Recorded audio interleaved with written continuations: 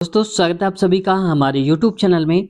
आज हम सॉल्व करेंगे एनटीपीसी का पार्ट नंबर 105 और इससे पहले हम 104 पार्ट्स करवा चुके हैं और ये 100 के बाद स्पेशल सीरीज चल रही है दोस्तों, जिसमें आप जानते होंगे कि हम सारे के सारे डिटेल्स बताते हैं।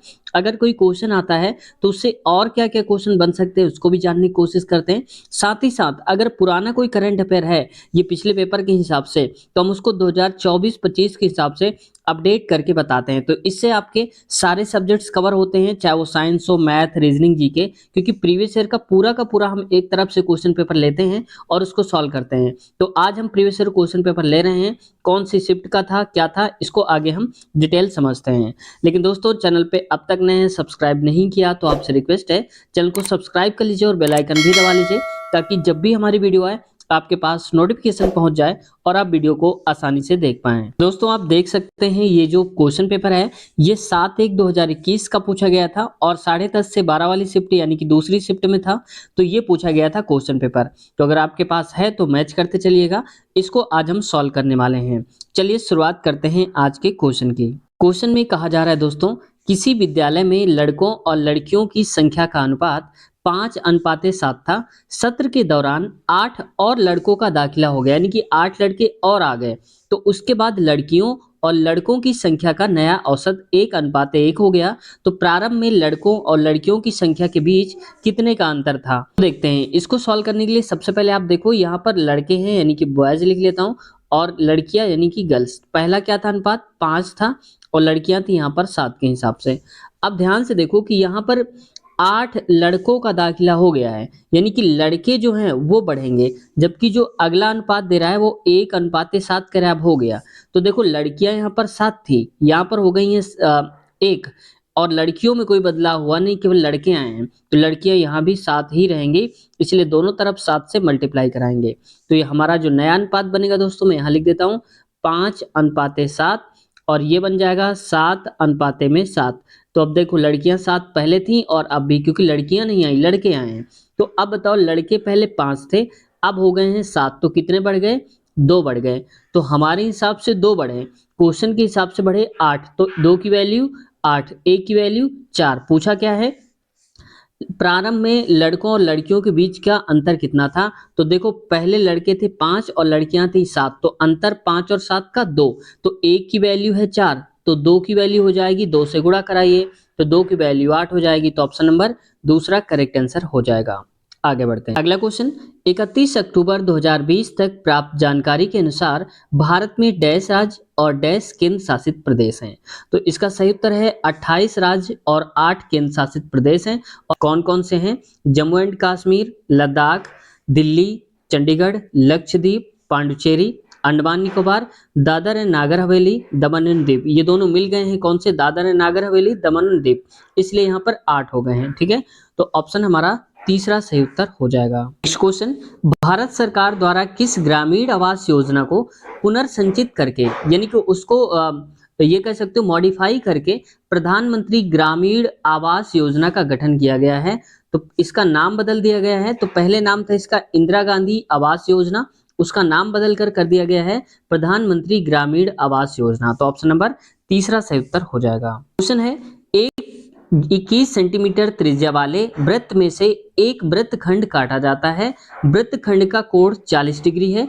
वृत्तखंड का क्षेत्रफल ज्ञात कीजिए। तो पहले देखो, इसको मैं एक वृत्त बना लेता हूं, कुछ इस प्रकार से वृत्त बना होगा और वृत्त में एक खंड है। ठीक है, तो कुछ इस प्रकार से, अगर ये वृत्त का केंद्र है तो इसको थोड़ा सा और यहाँ कर लीजिए, इतना मिला होगा ये केंद्र मान लो।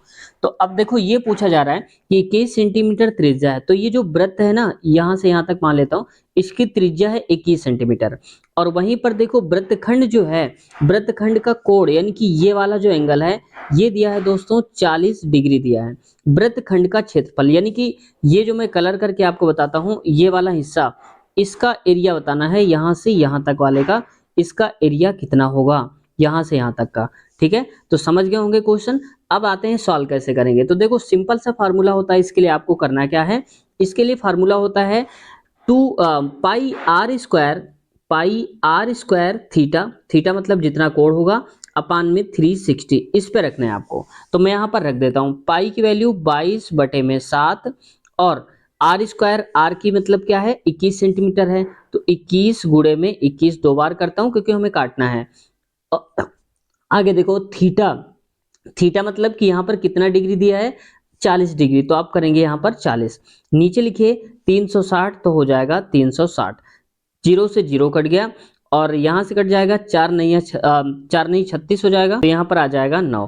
7 एकम 7, 7 त्रिक 21, 3 एकम 3, 3 त्रिका 9, फिर 3 एकम 3, 3 सत्ते 21, यानी कि हमारे पास जो बचेगा टोटल वो बचेगा 22 गुणे में 7। तो मल्टीप्लाई करिए, ये 7 दूनी 14, 7 दूनी 14, 1 15, यानी कि टोटल जो इसका एरिया होगा दोस्तों यहाँ से यहाँ तक का वो हो जाएगा 154 मीटर स्क्वायर। सेंटीमीटर है तो सेंटीमीटर स्क्वायर हो जाएगा।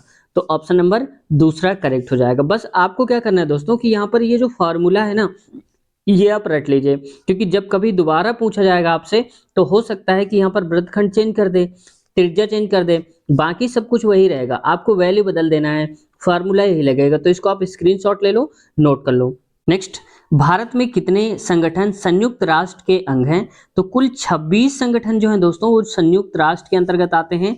तो ऑप्शन चौथा सही उत्तर हो जाएगा। अब देखो ऐसे क्वेश्चन जो होते हैं वो याद करने वाले होते हैं कि दोबारा कभी आपके पास अगर ये क्वेश्चन टकराता है आपसे तो आप इससे पंगा सही ढंग से ले पाओ। आगे देखो नेक्स्ट क्वेश्चन में कह रहा है इसमें से कंप्यूटर पर रिमोट लॉगिन की सुविधा कौन प्रदान करता है? तो लॉगिन की सुविधा दोस्तों टेलनेट प्रदान करता है, ये ऑप्शन चौथा हो जाएगा। आरटीपी जो होता है दोस्तों इसका फुल फॉर्म होता है रियल टाइम ट्रांसपोर्ट प्रोटोकॉल, और वहीं एचटीटीपी का होता है हाइपर टेक्स्ट ट्रांसफर प्रोटोकॉल। वहीं पर एफटीपी का मतलब होता है एप से file, T transfer, P protocol. Telnet तो मतलब समझ ही गए हैं, जो रिमोट लॉगिन की सुविधा को प्रदान करता है उसको बोलते हैं। आगे बढ़ते हैं क्वेश्चन पे। भारत के त्रिचरण नाभिकीय शक्ति कार्यक्रम की स्थापना किसने की थी? तो डॉक्टर होमी भाभा जी ने करा था। और यहाँ पर याद रखेंगे भाभा की जो स्थापना हुई थी दोस्तों 1950 में हुई थी। वहीं विक्रम साराभाई ये हैं इसरो के जनक, ठीक है, याद रखेंगे। और ये जो विक्रम साराभाई हैं ये खगोल शास्त्री भी थे और वैज्ञानिक भी थे, क्योंकि यहाँ पर आप जानते हैं जो इसरो में है वो सारे के सारे वैज्ञानिक ही होते हैं, ठीक है, उनसे संबंधित ही होते हैं। तो विक्रम साराभाई हैं। के कस्तूरी रंगन ये जो हैं दोस्तों इसरो के अध्यक्ष ये भी रह चुके हैं, लेकिन 1994 से लेकर के 2003 तक ये अध्यक्ष रहे हैं इसरो के, ठीक है। वहीं पर देखो इनका कई बार पूछ लिया जाता है कि के कस्तूरी रंगराजन, ये आप नाम देख पा रहे होंगे ना यहाँ पर, ये तो के का फुल फॉर्म क्या होता है? इनका फुल फॉर्म होता है कृष्णा स्वामी और फिर इसके बाद लिखा है यहाँ पर कस्तूरी रंगन, ठीक है। तो के से कृष्णा फिर स्वामी रंगन। एपीजे अब्दुल कलाम ये तो महान हैं, इनको तो आप हर कोई जानते होंगे, हर घर के व्यक्ति जानते होंगे, हर धर्म के व्यक्ति जानते होंगे, क्योंकि ये मिसाल हैं। इनको हम बोलते हैं मिसाइल मैन के नाम से जानते हैं दोस्तों। ये एक बार राष्ट्रपति भी रह चुके हैं, और राष्ट्रपति हमारे देश की कौन से नंबर के थे कमेंट सेशन में मैं आपसे पूछना चाहता हूँ। यानी कि एपीजे अब्दुल कलाम है ये कौन से नंबर के, 10वें, 11वें, 12वें, 13वें? मैंने ऑप्शन भी दे दिए, आप बताना, ठीक है। इनका देखो एपीजे, देखो कई बार आया है एपीजे, फुल फॉर्म क्या होता है? तो ए से होता है अब्दुल, पी से पाकिर, और यहाँ से जो जे लिखा हुआ है जैनुलब्दीन होता है, फिर इसके बाद अब्दुल कलाम। इतना बड़ा सा नाम है इसलिए इनको एपीजे अब्दुल कलाम के नाम से हम जान पाते हैं। आगे देखते हैं क्वेश्चन है 2018 में जकार्ता में आयोजित एशियाई खेलों में से किस देश ने प्रथम स्थान प्राप्त किया था? तो प्रथम स्थान दोस्तों प्राप्त किया था चाइना ने। लेकिन वहीं पर अगर हम बात करें 2024 के हिसाब से तो दक्षिण एशियाई खेल में ये आयोजित कहाँ होंगे? ये होंगे पाकिस्तान में, और पाकिस्तान में कहाँ पर? लाहौर में। पंजाब प्रांत की जो राजधानी है लाहौर, वहां पर होंगे। ये लाहौर लिख लो आप, तो ये लाहौर में होगा, ठीक है, याद रखेंगे। वहीं दोस्तों मैं आपको थोड़ा सा और डिटेल बताने की कोशिश करता हूँ। भारत की जो राजधानी है वो तो जानते होंगे नई दिल्ली, और मुद्रा है रुपया। ऑस्ट्रेलिया की राजधानी है कैनबरा, और यहाँ पर चलता है ऑस्ट्रेलियन डॉलर, ठीक है, डॉलर चलता है लेकिन ऑस्ट्रेलियन डॉलर चलता है। जापान की राजधानी है टोक्यो, ठीक है, टोक्यो, और इसकी जो मुद्रा है ये चलती है यहाँ पर येन। वहीं पर चाइना की अगर हम बात करें तो चाइना की राजधानी है बीजिंग, ठीक है। अच्छा आप बताना कि यहाँ से कोरोना फैला हुआ था, जो घातक बीमारी थी, चीन के कौन से शहर से फैला था कोरोना, आप बताना, ठीक है। चाइना की राजधानी हो गई बीजिंग, और यहाँ पर जो मुद्रा चलती है ये चलती है युआन। इसको हम बोल देते हैं रेनमिनबी के नाम से भी जानते हैं, तो युआन आप याद रखना, रेनमिनबी भी आप याद रख लेना। आगे, महात्मा गांधी ने लॉर्ड इरविन को लिखे अपने पत्र में कितनी मांगे की थी, जिनमें से कुछ को गांधी इरविन समझौता के रूप में स्वीकार किया गया था। तो कुल 11 मांगे थी जिन्होंने महात्मा गांधी ने लॉर्ड इरविन से मांगी थी, क्योंकि उस वक्त के जो गवर्नर थे वो लॉर्ड इरविन थे। और यहाँ पर गांधी इरविन समझौता की बात है तो ये हुआ था 5 मार्च 1931 को हुआ था। और ये कब की बात है, तो ये द्वितीय गोलमेज सम्मेलन जब हुआ था दोस्तों, कब हुआ था, 1931 में, तभी ये मांग करी गई थी, गांधी इरविन समझौता तभी हुआ था। द्वितीय गोलमेज सम्मेलन हुआ था 1931 में। आपको बताना है कि प्रथम गोलमेज सम्मेलन कब हुआ था। ठीक है, अगर आप समझदार होंगे तो आप ऐसे ही देखकर, यहाँ से भी हिंट देख करके भी आप कर देंगे। ये क्वेश्चन पूछा गया था दोस्तों बीपीएससी में, हालांकि रेलवे में तो नहीं मुझे मिला, लेकिन बीपीएससी में जरूर पूछा गया था ये क्वेश्चन। ठीक है, जो बिहार टीचर वैकेंसी वाला हुआ था बीपीएससी टीआरई, उससे पूछा गया था। क्वेश्चन है, दो पुरुष एक ही स्थान से एक ही दिशा में क्रमशः 5 किलोमीटर पर घंटे और 5.5 किलोमीटर प्रति घंटे की चाल से यात्रा शुरू करते हैं, तो वह कितने समय बाद एक दूसरे से 8.5 किलोमीटर की दूरी पर होंगे। मान लो कि यहाँ पर एक पॉइंट है और ये पॉइंट जाता है यहाँ तक, ए से इनको जाना है बी की तरफ। तो यहाँ पर क्या हुआ कि एक व्यक्ति है वो 5 की स्पीड से चलना शुरू किया, वहीं दूसरा है वो 5.5 की स्पीड से चलना शुरू किया। इन दोनों को यहाँ तक जाना है, तो जिसकी ज्यादा चाल होगी वो पहले पहुंच जाएगा। अब कह रहे हैं कि जो दूरी है कितने समय बाद एक दूसरे से 8.5 किलोमीटर की दूरी पर होंगे।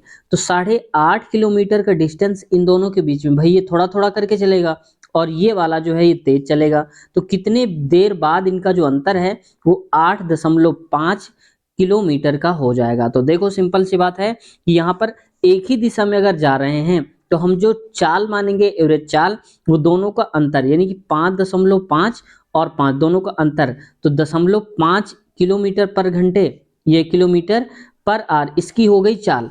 दूरी बताना है 8.5 है, हमें क्या बताना है, समय। तो हमें पता है कि समय बराबर, यानी कि मैं टी लिख देता हूँ इसको, समय बराबर होता है दूरी यानी कि डिस्टेंस अपान में स्पीड, तो ये स्पीड आ जाती है।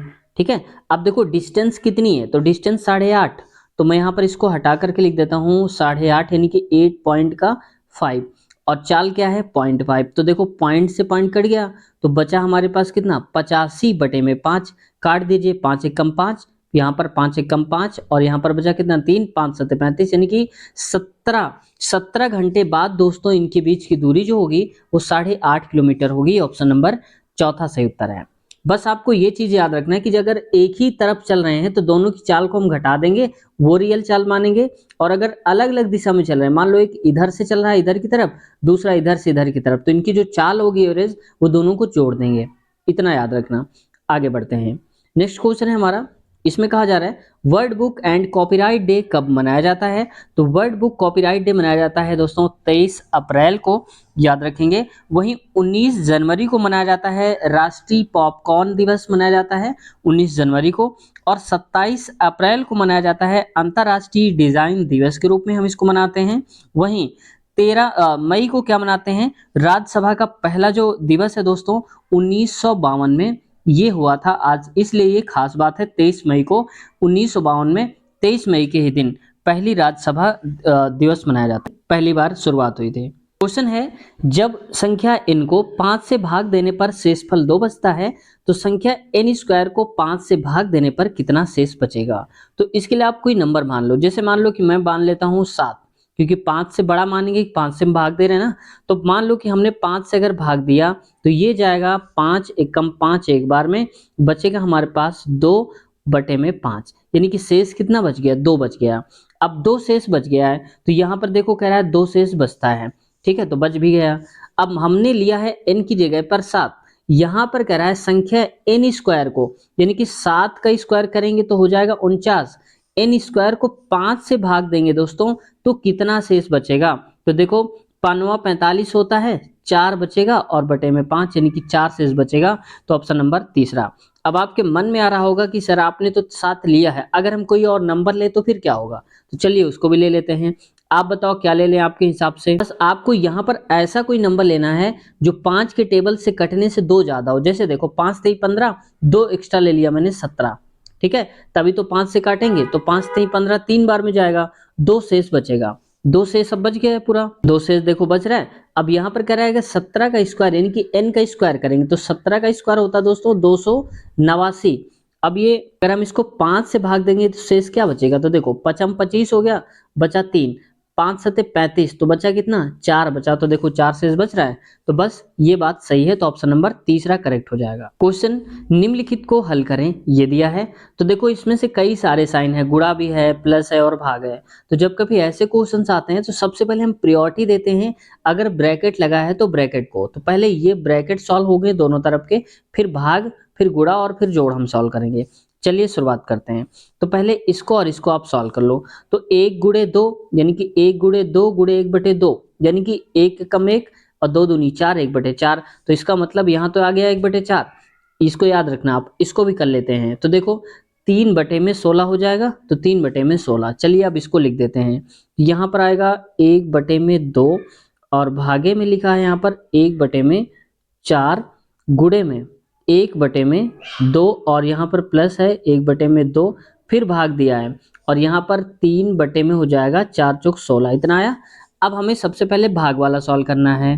भाग सॉल्व करेंगे तो 1/2 हो जाएगा, इसको गुणा लगाकर ऊपर भेजेंगे यानी कि 4/1 हो जाएगा और गुणे में 1/2 था ही, प्लस 1/2 और इसको भी आप ऊपर भेज दीजिए तो ये हो जाएगा 16/3 हो जाएगा। 2 1 कम 2, 2 दूनी 4, 2 1 कम 2, 2 दूनी 4, यानी कि यहाँ से यहाँ तक का पूरे का मतलब 1 आ गया। वहीं देखो 2 1 कम 2, 2 8 16, तो हमारे पास टोटल आंसर क्या बचा 1 प्लस यहाँ पर क्या आएगा ऊपर 8/3, इतना आएगा ऐसे। तो अब आगे देखो 8 3 1 कम 3 और 8 3 11 हो जाएगा, तो इसको मैं लिख देता हूँ 8 3 11/3, तो ऑप्शन क्या आ जाएगा 11/3। तो देखते हैं कहाँ लिखा हुआ है, तो देखो ऑप्शन नंबर पहला ही करेक्ट आंसर है 11/3। तो बस आपको ब्रैकेट को ध्यान रखना है।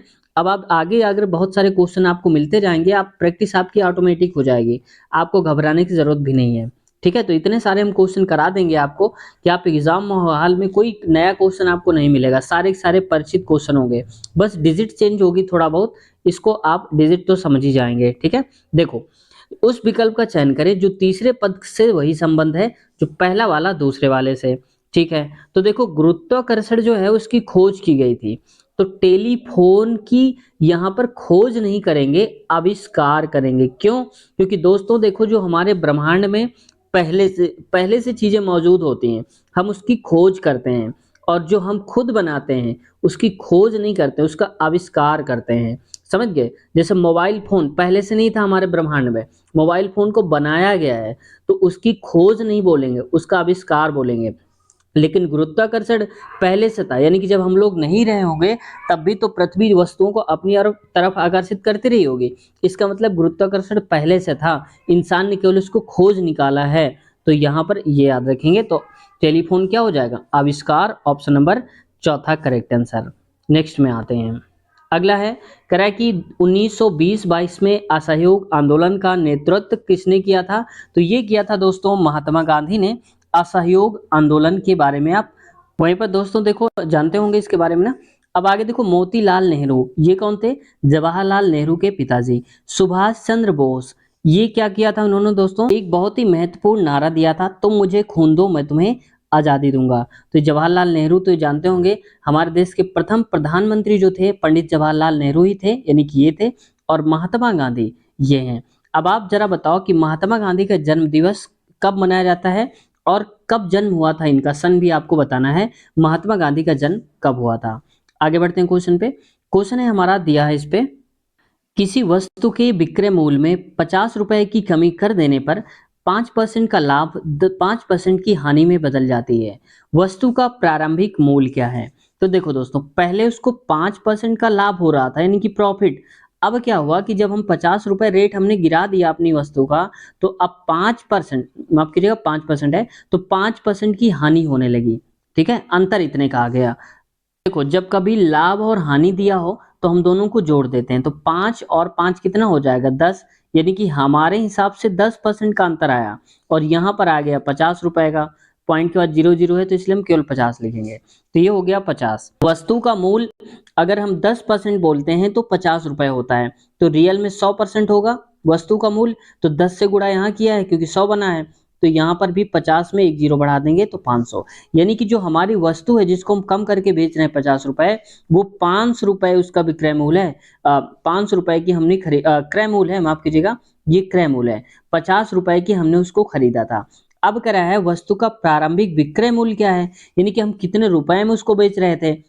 तो 5% का लाभ हो रहा था स्टार्टिंग में, तो आप 500 का 5% निकाल लो, तो 5% का मतलब 00, तो डबल जीरो कट जाएगा, पचम 25, यानी कि 500 रुपए था और 25 रुपए और बढ़ा के बेच रहे थे, तो टोटल कितने का बेच रहे थे, 525 रुपए का बेच रहे थे। ऑप्शन नंबर चौथा वाला करेक्ट आंसर हो जाएगा। आगे बढ़ते हैं क्वेश्चन पे। अगला क्वेश्चन है कि भारतीय राष्ट्रीय कांग्रेस के पहले मुस्लिम अध्यक्ष कौन बने हैं। तो ये थे दोस्तों बदरुद्दीन तैयबजी, जो पहले, देखो जब हमने बताया था आपको कि रेलवे के लिए एक फेवरेट क्वेश्चन होते हैं, जब कभी सर्वप्रथम, सबसे पहले और ऐसे करके कोई क्वेश्चन आता है पहली बार, तो इम्पोर्टेंट हो जाता है। तो पहले मुस्लिम अध्यक्ष कौन बने थे, बदरुद्दीन तैयबजी बने थे। और ये अध्यक्ष बने थे दोस्तों 1887 से लेकर के 1888 तक बने रहे थे। वहां पर क्या था कि जो मद्रास का तीसरा अधिवेशन हुआ था कांग्रेस का, मद्रास में हुआ था। थर्ड अधिवेशन जो हुआ था कांग्रेस का मद्रास में, जो चेन्नई नाम से जानते, तो वहां पर 1887 में इन्होंने इसकी अध्यक्षता करी थी। किसने, बदरुद्दीन तैयबजी जी ने। ठीक है। वहीं पर देखो दादा भाई नौरोजी एक ऐसे व्यक्ति थे, ऐसे महान व्यक्ति थे, जो आप समझ सकते हो कि ब्रिटिश संसद थी जब अंग्रेजों की सरकार थी यहाँ पर, तो ब्रिटिश संसद के पहले ऐसे सदस्य थे, भारत के ही नहीं बल्कि एशिया और भारत मिला करके पूरे में कह सकते हो आप एशिया के पहले भारतीय थे जो ब्रिटिश सरकार में भी वहां पर संसद के सदस्य बने थे। कितनी बड़ी बात है। और दादा भाई नौरोजी को दोस्तों हम जानते हैं ग्रैंड ओल्ड मैन के नाम से जानते हैं। एपीजे अब्दुल कलाम को तो आप हर कोई जानता होगा दोस्तों, ये तो अभी हमने बताया, इनको हम मिसाइल मैन के नाम से भी जानते हैं। क्वेश्चन, भारत के अंतरिक्ष कार्यक्रम का जनक किसे माना जाता है। तो विक्रम साराभाई को हम अंतरिक्ष कार्यक्रम का जनक मानते हैं। और पहले हमने क्वेश्चन में बताया था आपको, अगर आपने पढ़ा होगा तो आप पहले ही आपने इस क्वेश्चन का जवाब दे दिया होगा। वहीं पर देखो विक्रम सेठ दोस्तों जो हैं, ये एक उपन्यासकार हैं, जो उपन्यास लिखते हैं, वो हैं एक लेखक कह सकते हो, उपन्यासकार हैं। और इन्होंने एक लिखा था, बहुत ही बार रिपीट हुआ था दोस्तों। एनटीपीसी की भी मैं बात कर रहा हूँ और ग्रुप डी की भी बात कर रहा हूँ, दोनों में क्वेश्चन बहुत बार रिपीट हुआ था। दो पुस्तकें बहुत पूछी गई थी। कौन सी पूछी गई थी, एक पूछा गया था एग्जाम वॉरियर के लेखक कौन है, वो थे नरेंद्र मोदी जी, वो तो प्रधानमंत्री इसलिए पूछा गया था। और यहाँ पर इनका जो विक्रम सेठ की मैं बात कर रहा हूँ, इन्होंने लिखा था अ सुटेबल बॉय।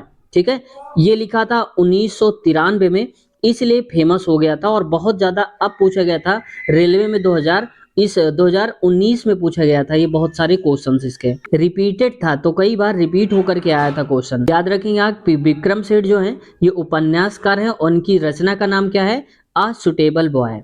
ठीक है, आगे बढ़ते हैं क्वेश्चन पे। अगला क्वेश्चन है, इनमें से कौन सा देश 2023 में एशियाई कप फुटबॉल टूर्नामेंट की मेजबानी करेगा। तो देखो ये 2023 बोला था, क्यों, क्योंकि 2021 में पेपर हुआ था, इसलिए फ्यूचर की बात थी, लेकिन अब चल रहा है 2024। तो अब आपसे पूछा जा सकता है 2024 में, तो 2024 में दोस्तों ये कतर में, याद रखना आप। ठीक है, इसका सही उत्तर 2024 के हिसाब से हो जाएगा, कतर वाला राइट आंसर हो जाएगा। क्वेश्चन है दिया है, एक निश्चित धनराशि पर 4% की वार्षिक ब्याज दर से 2 वर्ष के लिए लगने वाले चक्रवृद्धि ब्याज और साधारण ब्याज का अंतर 20 रुपए है, तो धनराशि ज्ञात करिए।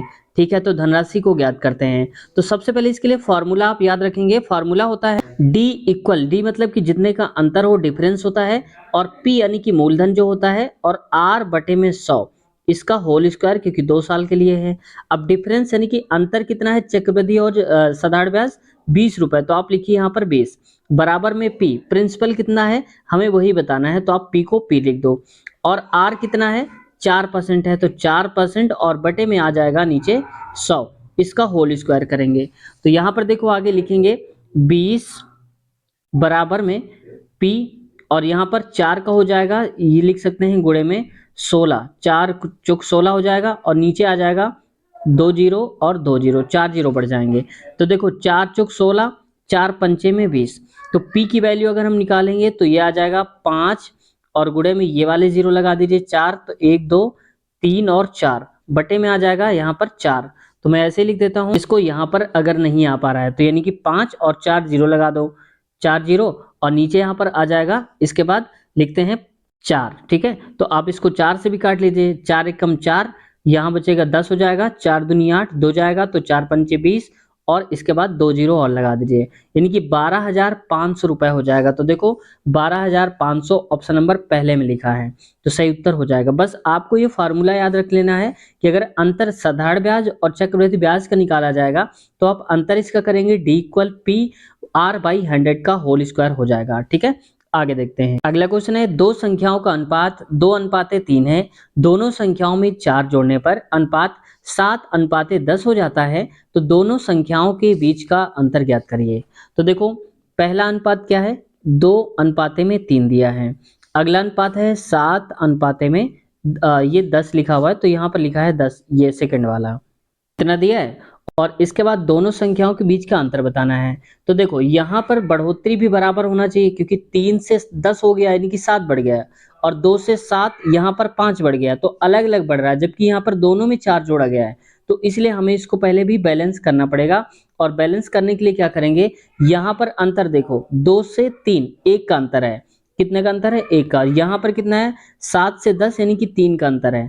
तो इसका मतलब ऊपर वाले में आप 3 का गुणा कराएंगे तो हो जाएगा 3 का गुणा यहाँ पर और 3 का गुणा यहाँ पर, यानी कि 3 दूनी 6, 3 त्रिको 9 हो जाएगा। यहाँ पर 7:10 हो जाएगा। अब देखो 6 से 7 हुआ है और 9 से 10 हो गया है, तो 1 बढ़ा, हमारे हिसाब से 1 बढ़ा, क्वेश्चन के हिसाब से 4 बढ़ा, तो 1 की वैल्यू 4।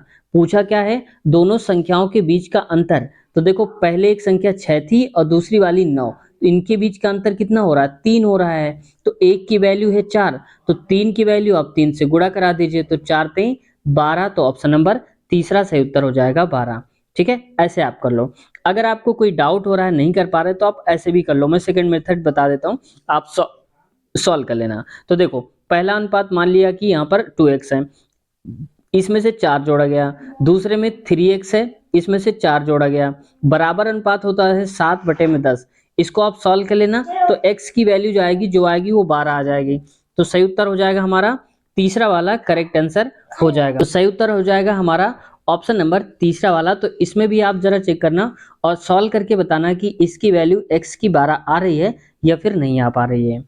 अगला क्वेश्चन है, 2018 में 11वां विश्व हिंदी सम्मेलन कहाँ पर आयोजित किया गया था। ये आयोजित था दोस्तों मॉरिशस में, ये सही उत्तर है इसका। और यहीं पर देखो अगर हम बात करते हैं कि 2024 में तो अभी नहीं हुआ है, 2023 में हुआ है, जो आपसे लेटेस्ट पूछा जाएगा। ये हुआ था 15 से 17 फरवरी के बीच में 2023 में ही, और ये हुआ था फिजी देश, फिजी एक देश पड़ता है, फिजी के में एक शहर पड़ता है नाड़ी, तो वहां पर ये आयोजित किया गया था। कौन सा, ये जो देश है, जो यहाँ पर 11वां विश्व सम्मेलन 18 में हुआ था, लेकिन 12वां वाला 2023 में, तो अब आपसे 12वां वाला पूछा जाएगा। ठीक है, अब इसका चार्ट में लगा दूंगा यहाँ पर, तो आप देख लेना चार्ट में कब कहाँ पर क्या आयोजन किया गया है, कौन से शहर में आयोजित किया गया है। यहाँ से भी आप चार्ट में क्लियरली देख सकते हैं कब कहाँ पर किया गया है। दोस्तों आज की वीडियो को हम यहीं तक रखते हैं, और इसके आगे वाले क्वेश्चन जो आप देख पा रहे होंगे, ये 26 से लेकर के ये वाले सारे के सारे क्वेश्चन हम कवर करेंगे नेक्स्ट पार्ट में, जो हमारा अगला पार्ट आएगा। और अगले पार्ट की लिंक आपको इसी वीडियो के नीचे मिल जाएगी, वहां पर लिखा होगा अगला पार्ट, उस पर क्लिक करेंगे तो डायरेक्ट इसके आगे वाले क्वेश्चन शुरू हो जाएंगे। तो आपको बहुत ज़्यादा मेहनत नहीं करनी है, इसी वीडियो से आप डायरेक्ट अगली वीडियो में जा पाएंगे। तो किसी भी पार्ट को अगर आप हमारे चैनल पर देख रहे हैं, तो उसका पार्ट हमेशा जो उसकी लिंक मिलेगी जस्ट नीचे हमेशा डिस्क्रिप्शन में मिलेगी। अगर मान लो आप पार्ट नंबर 90 देख रहे होंगे, तो 91 पार्ट की लिंक आपको इसी के नीचे मिल जाएगी। ठीक जैसे अगर आप इसको 105 नंबर देख रहे हैं, तो 106 नंबर पार्ट चाहिए आपको, तो इसी वीडियो के नीचे आप देख लेना 106 नंबर का होगा पार्ट, अगला पार्ट होगा, क्लिक करना, आप अगला पार्ट शुरू हो जाएगा। तो दोस्तों चैनल कैसा लगा, सीखने को मिला हो वीडियो से कुछ, तो चैनल पे अब तक नए और सब्सक्राइब नहीं किया है, तो जैसे हजारों लोगों का प्यार और स्नेह मिल रहा है, वैसे आप भी सब्सक्राइब कर लीजिए और आप भी इस परिवार का हिस्सा बन जाइए। उम्मीद है आप जरूर सब्सक्राइब कर लिया होगा आपने और बेल आइकन भी दबा लिया होगा। फायदा होगा बेल आइकन से कि जब भी हमारी वीडियो आएगी आपके पास नोटिफिकेशन पहुंच जाएगा और आप आसानी से जान पाएंगे और वीडियो को देख पाएंगे। साथ ही साथ दोस्तों एएलपी और ग्रुप डी इनकी भी तैयारी अगर आप कर रहे हैं तो बहुत सारे प्रीवियस ईयर हमारे चैनल पे मिल जाएंगे, आप देख लेना। और सबकी हमने अलग से प्लेलिस्ट बना दिया है, एएलपी, एनटीपीसी, ग्रुप डी और यहाँ तक कि रेलवे टेक्नीशियन जो भी है उसका भी, और साथ ही साथ रेलवे इंटरव्यू उसकी भी अलग से प्लेलिस्ट आपको मिल जाएगी।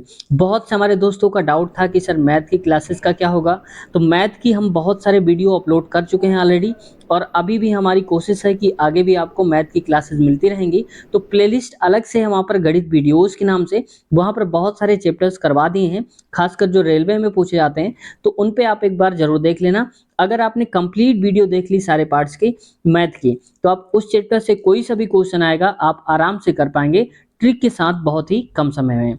तो उम्मीद है दोस्तों आप जरूर देखेंगे। मिलते हैं नए पार्ट में। अगर कुछ कहना है या पूछना चाहते हैं कमेंट करिए, आपका रिप्लाई देने की हम पूरी कोशिश करेंगे। तो मिलते हैं नए पार्ट में, अपना ख्याल रखिए, टेक केयर, बाय बाय।